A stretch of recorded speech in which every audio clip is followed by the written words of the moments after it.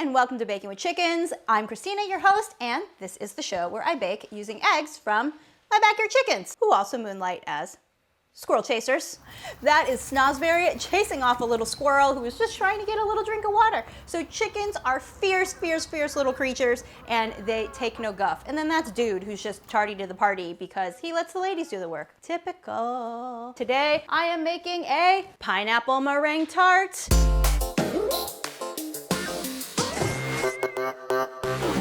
I'm making this pineapple meringue tart, which uses pineapple curd. I'm gonna make that. I'm gonna show you how to make those rainbow meringue drops. And if you are following along in this recipe, please find it in the description below. The important part here for the recipe is for any tart, we're gonna start with a crust, a basic shortbread crust. You could just buy a pre-made one, but honestly, this is so easy. You should just do it. So what goes into it is I've got 2 cups of all-purpose flour, 1 cup powdered sugar, 1 teaspoon of salt. We've also got a half teaspoon of chopped rosemary. So rosemary and pineapple flavors actually go really well together. They complement and pair together and bring out the flavor. So that's why I'm adding rosemary into my crust. And then in here, we're gonna add some melted butter. So I have also steeped vanilla bean pods in this melted butter and scraped out the seeds. So it has the little black vanilla bean pod specks, and vanilla also goes really well with pineapple and rosemary. So the tart crust is gonna be a vanilla bean and rosemary crust. And you just pour the butter into this entire mixture, and then we're gonna stir it all together. I am making this pineapple tart for the Elevate Jane Cannabis Cook-Off competition, and if I were to infuse this with cannabis, I would use Canna butter here instead of just plain regular unsalted butter. And if you wanna know how to do that, this is a little preview of Baked with Chickens. So on 4/20, which is next week, we're gonna launch Baked with Chickens, which is gonna be a later night baking show where I'm gonna talk all about baking with cannabis and how to make your own edibles. So if you're into cooking with culinary cannabis, you wanna learn more about it, check out that show. It's gonna be at the same YouTube channel. So for the crust, you basically just stir it all around until it's nice and mixed up. Now, I have my little tart pan here, and I'm going to take this dough and press it into my tart pan. Now, the trick with pressing your dough into a tart pan is start with the sides first, because it's much easier to judge the thickness once you've done the sides first. And you just kind of keep doing this all the way around, and then we're gonna press it into the bottom.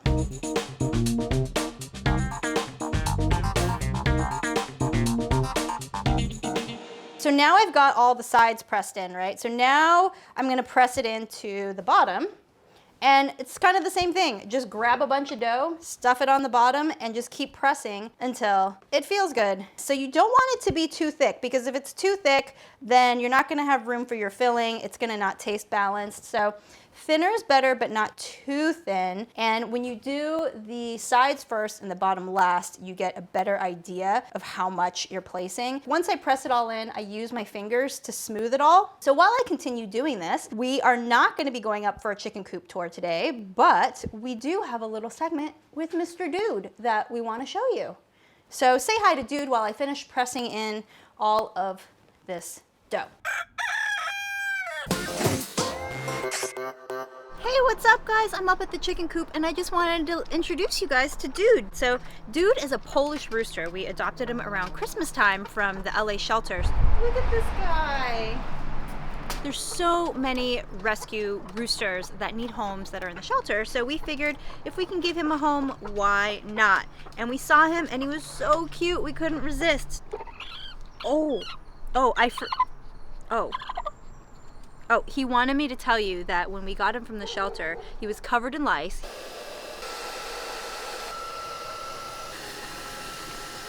He was on the brink of death. He had respiratory issues. He was skinny and emaciated. You can hear him, he sounds really gurgly.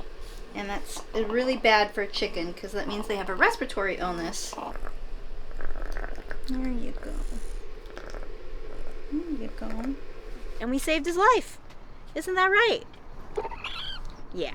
So keeping a rooster is so different than keeping hens in that, like, his behavior is just so different. Like, he's programmed to protect the hens. That's his #1 job. So he looks at us, and people are really misunderstand roosters because they think, oh, like they're attacking me.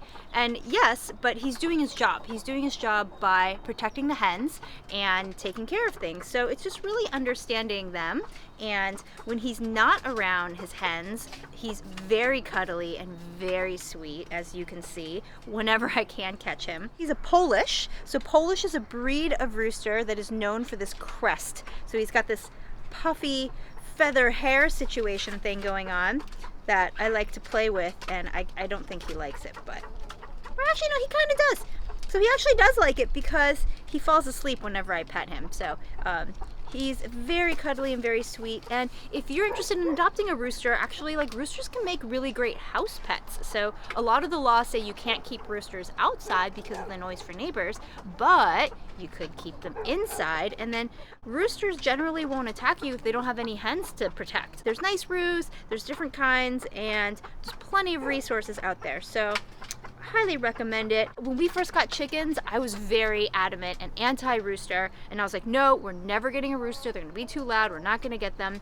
And over time, I've really just changed my mind. You know, I just started thinking about the idea of one, and you know, they have a job. They protect the hens, which is something that's really nice, so we don't have to worry about hawks or creatures that come and could potentially hurt the hens. So see this little nub growing on his foot? So that's called a spur. His spur is still growing. It's not big yet. Eventually, when he gets older, it'll be like a big sharp talon. They use that to fight off anything that might hurt their hens. They'll put their own life on the line to protect their ladies, because that's what they do. But look how sweet you are. So this is Dude, our rooster. You can learn all about him if you want to check him out. There's a story highlight on my Instagram at Baking with Chickens, and you can hear Dude's story, and you can see what he was like at the shelter when we first got him. My tart crust is totally done. So I filled in the bottom, and I use my fingers to kind of smooth it. Like, I go like this, smooth it around the sides to help seal and make sure that like it's all pressed in nicely. I push in the side. If you're having a hard time getting it to be even on the top, you can also take a knife and go like this and just like slice it off. It will shrink a little bit in the oven when you bake it, but that's okay. As long as you have it nice and even, it'll be all right. So here is a baking tip for you. When you are making these types of crusts, any pie crust, tart crusts, all that, so this has melted butter in it, right? If you put it into the oven just like this right now, the butter is still wet and soft, and it's gonna seep out, it's gonna run all over the place, and your pie dough, your tart dough, is gonna slump. So the best thing to do is to put it in the freezer and freeze it so that the butter hardens before you put it into the oven. So I'm gonna put this into the freezer, but before I do that, we're gonna do something called docking. Pie and tart dough has water and moisture in it, and if you bake it, there's nowhere for it to escape, so it'll start making little bubbles. So you're gonna take a fork and you're gonna poke holes like this all the way in the bottom, and that's called docking. And you're just gonna make these little holes so that steam can escape while baking. I'm gonna pop this into the freezer for at least 15 minutes, or you can even make it overnight. So after you put it into the oven, let it freeze. If you're using it right away, at least 15 minutes, even longer if you can. And then you bake it in the oven at 350 degrees for about 20 minutes or so until it's golden brown on the edges. If you're making this infused, a little preview for baked with chickens, you want to bake it at 340 degrees and increase the time that you bake it, because you bake it at 340 and a lower temp because you're going to burn off terpenes, which are the flavors of cannabis. So if you are making this infuse, you're baking it, then you want to lower the temp to 340, increase that baking time to probably 30 minutes or so until it's golden brown. So I have this pre-made one here. It smells so good. Let me see. It smells like rosemary and vanilla bean, and it's buttery and soft and crispy, and it's so, so good. If you just want to make vanilla bean and rosemary shortbread cookies, that would be so good too. Just on their own like this with a little glaze. Check out my pressed flour shortbread cookie recipe and the episode before this for how to make that. So It'd be the exact same thing. You do the same thing, you put in the vanilla bean, you put in your rosemary, and you just cut out cookies instead of making a tart dough. But so easy. Basically, I'm making a curd. If you've ever made lemon curd, same thing. I'm just using pineapple juice. This is very similar to the technique for the chocolate meringue pie. So instead of chocolate pudding, I'm making pineapple curd. It's honestly the same thing, except for instead of milk and cream, we're using a citrus juice. I've got pineapple juice here. Oh, very important fact about pineapples and pineapple juice as you are making this. Pineapples contain an enzyme called bromelain, and bromelain is it breaks up the protein bonds and amino acids. So if you've ever tried baking with pineapple, it's problematic because this enzyme called bromelain will break up the protein bonds and it'll cause dairies and milk to separate. It will cause gelatins and eggs and things to not gel. So we're making a curd, so that is problematic, right? Because eggs are a protein and we need it to gel and turn into a curd.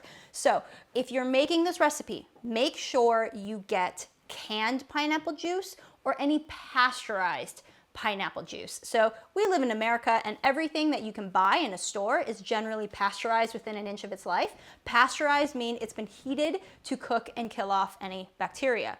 So I bought this juice from Trader Joe's, no big deal. It's already been pasteurized, so I'm not too concerned when you heat the pineapple juice. So if you were to just cut open this pineapple, squeeze out all the juice and use it in cooking, if you didn't heat it, it will cause a problem because that bromelain will break up all those protein bonds and it won't set.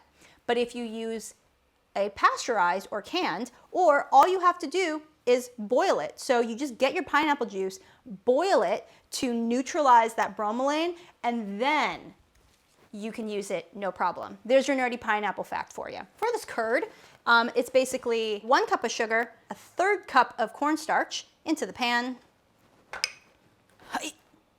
salt, poof. The first thing I'm gonna do is I'm gonna stir the dry ingredients together so that they're nice and even, and then a whole bunch of freaking eggs. So this is gonna use 2 whole eggs and 4 egg yolks. And now I'm gonna stir it together to get this nice and creamy. So my stove is not on yet. It is not hot. I am just mixing this together so it turns into a beautiful creamy paste. And so you wanna scrape all the way in the edges. See how the sugar is kind of hiding here in the corner? You wanna get that sugar so that it's nice and smooth. Let's add the pineapple juice. So I have 2 cups of my pasteurized pineapple juice. A 1/2 cup of water. And then I'm also gonna add in lime juice. I have 1 whole lime here. I'm gonna zest the lime first because I want to use the lime zest in the curd, but put it in at the end because if you put it in now and cook it, it's not gonna look as pretty. It looks prettier when you add it in the end and it brings out more of it. Pineapple has a very strong sweet flavor, so adding in the lime juice just kind of brightens it up a little bit and gives it a tartness that is very nice, that I like very much. So we're gonna do a live shit in my kitchen segment. We're gonna compare 2 things I'm gonna talk about. So I have this juicer that also Mr. Baking with Chickens came into this relationship with. So it's really great for juicing oranges, for orange juice, but I also have this hand-squeezed lemon one that I purchased. So Mr. Baking with Chickens had this before we met and came into the relationship with this. I purchased this because I was living at a place that had a ton of oranges and orange tree and I wanted to make orange juice, but I don't like buying gadgets. So I bought this instead, and I don't know why, I just like manual things. So I actually really like this juicer if you've got a lot of oranges or you've got a lot of lemon juice or things that you really need. But I love this little hand squeezy one for when I only need to press 1 lemon thing. So you just stick it in, you press it, and boom, Done. So now I'm gonna turn on the stove. So the important thing with curd is when you are cooking curd, you have to continue to whisk it because you don't want to cook the eggs. So I'm gonna put this on for about 8 minutes because that's how long it takes to cook, so I don't forget. You have to whisk the entire time. Don't get distracted.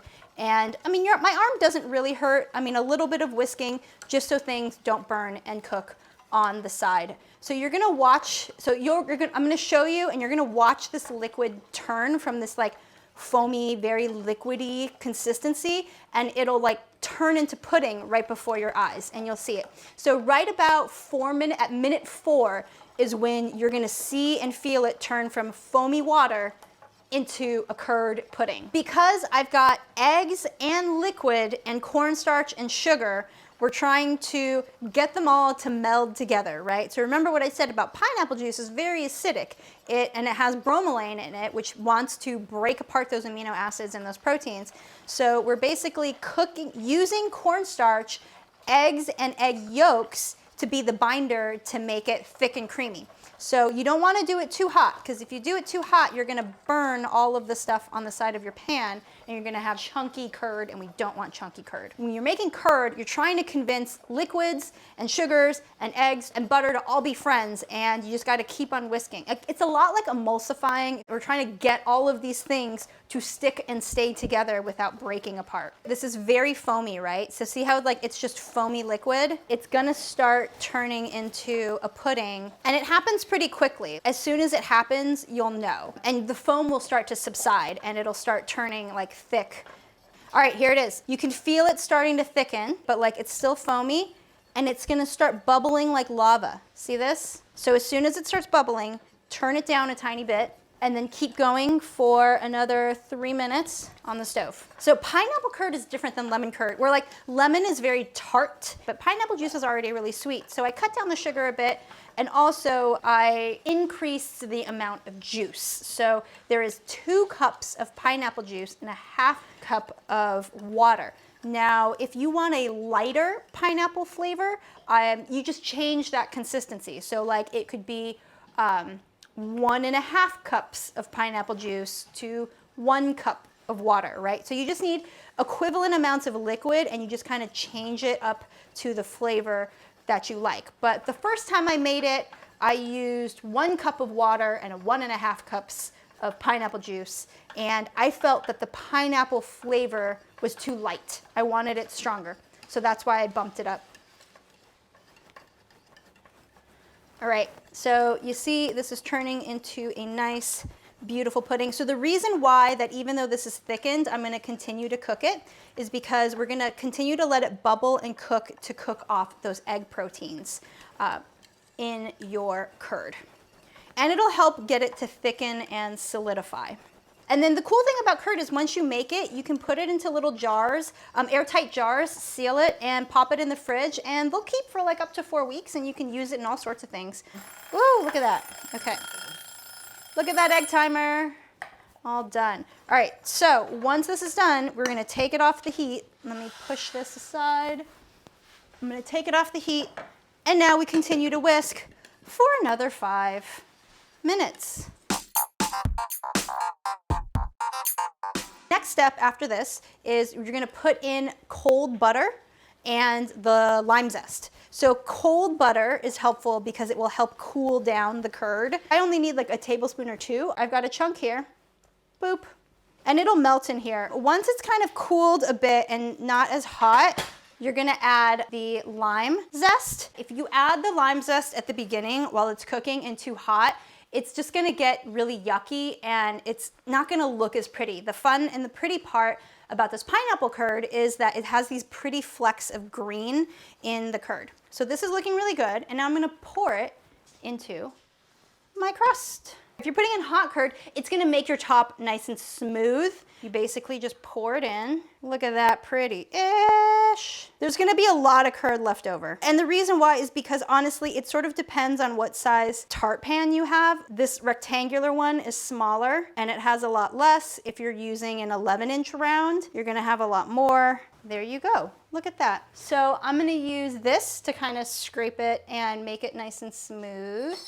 This just needs to cool completely before you decorate it. So I would let it probably chill and sit out at room temp for a bit, and then I would store it in the fridge before using it. All right, let's taste it. Mmm, it's so good. Okay, so let me set this one aside so I don't mess up. And hey, look, by the magic of TV, there's one already pre-made and cooled over here. Bum, bum, bum. Okay, check this out. I have one already made. Let's show the people how we make these beautiful little meringue drops. You start off and you get 1 egg white, throw it in your stand mixer and start whipping it. Add some cream of tartar and sugar. So cream of tartar is an acid, it's a tartrite. By adding it into your egg whites, it will help stabilize it and hold those protein bonds together. And then this is a French style of meringue. So you see I'm adding super fine sugar a little bit at a time to whisk it, a little bit of lemon extract to give it flavor. Whip it until you get stiff peaks. You want stiff peaks so that when you flip it over, it doesn't fall and those little peaks stick straight up. And to make the rainbow meringue, I'm using gel food coloring. So I laid out a piece of plastic wrap and then I'm using a little toothpick thing to spread the gel food coloring in little lines along that plastic wrap. And then I'm going to take that meringue and plop it right in the middle. So I'm gonna make like a little line of meringue on top of that gel food coloring. And then you're gonna take that plastic wrap and basically make a little sausage tube. Yep, just like that. And then you're gonna roll it and pinch it at the edges and take that, stick it inside of your piping bag all the way through and pull that pointy end through the bottom. I'm using a coupler because I want to change out the tips, and that's what's going to make these pretty little designs. So pull that plastic wrap out the other end, snip off, and then just pipe. So the first one will probably be more white, and then as you keep going, you're going to start seeing these rainbow colors come out. The tip I have for piping is you kind of got to do a little flourish at the end to get that pointy end. And then you can make all different shapes. So I use 3 different tips to make different shapes. I have drops, I have stars, I have the one that looks like a little, I don't even know what it's called, the one with the little lines. I wish I knew what these Wilton tip numbers are, but I am not that sophisticated. I just grab the one that I look at. These are little rainbow meringue drops. So once you have them on your baking sheet, pop them into the oven. So I preheated my oven at 350 degrees and then I put them in and then immediately turn the oven off and leave it in there for at least 2 hours. So the reason why is meringues bake at a heat because you are basically sucking out all of the moisture from the egg whites and the sugars are bonded to the egg proteins, and that crystalline structure is what's going to give you those meringue drops. If you take them out of an oven when it's too hot, the meringue will crack. So just like a pavlova, check out my pavlova episode, same tip. And there's an all about meringue episode as well if you want to learn more about this. So that high heat and then slowly tapering to low heat is going to give you beautiful meringues that don't crack. So the result is these little beautiful things. You can store these in an airtight container in the fridge for quite a while. I have some that I made back in September that are still hanging out in the fridge and doing really well. I'm just gonna throw on fruit, edible flowers, and these little meringue drops.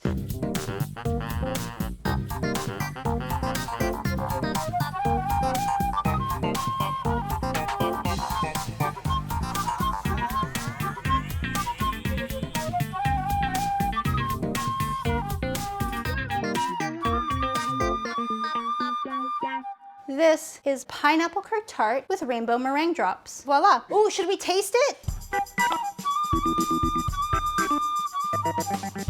So we want to make sure we get a piece of the meringue and the crust and the curd all at the same time. The flowers don't really have a flavor, they just look really pretty. Okay, ready? So it's got this floral sweetness of the pineapple. You get a little hint of that lime that just brightens the whole thing up.